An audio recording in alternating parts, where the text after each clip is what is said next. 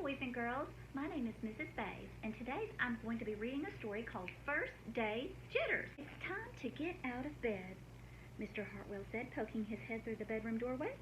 You don't want to go and miss the first day at your new school, do you? I'm not going, said Sarah, and pulled the covers over her head. Of course you're going, honey, said Mr. Hartwell as he walked over to the window and snapped up the shade. No, I'm not. I don't want to start over again. I hate my new school, Sarah said, and she tumbled down to the end of her bed. How can you hate your new school, sweetheart? Mr. Hartwell chuckled. You've never been there before. Don't worry. You liked your other school, and you'll like this one. And besides, just think of all the new friends that you will make. That's just it. I don't know anybody, and it will be hard, and I just hate it. That's all. What will everyone think if you aren't there? We told them you were coming. They will think that I am lucky, and they will wish that they were at home in bed like me.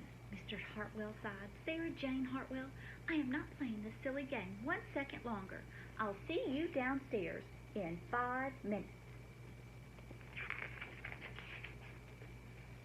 Sarah tumbled out of bed, and she stumbled into the bathroom, and she fumbled into her clothes.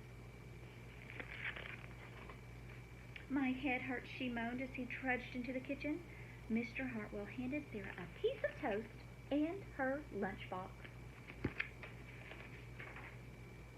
They walked to the car, and Sarah's hands were cold and clammy, and then they drove down the street. She couldn't breathe. And then they were there. I feel sick, said Sarah weakly. Nonsense, said Mr. Hartwell. You'll love your new school once you get started. Oh, look, there's your principal, Mrs. Burton. Sarah slumped down into her seat. Oh, Sarah, Mrs. Burton gushed, peeking into the car. There you are. Come on, and I'll show you where to go.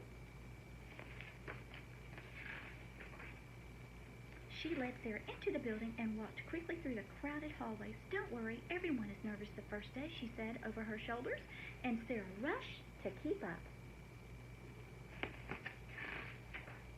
When they got to the classroom, most of the children were already in their seats. The class looked up as Mrs. Burton cleared her throat.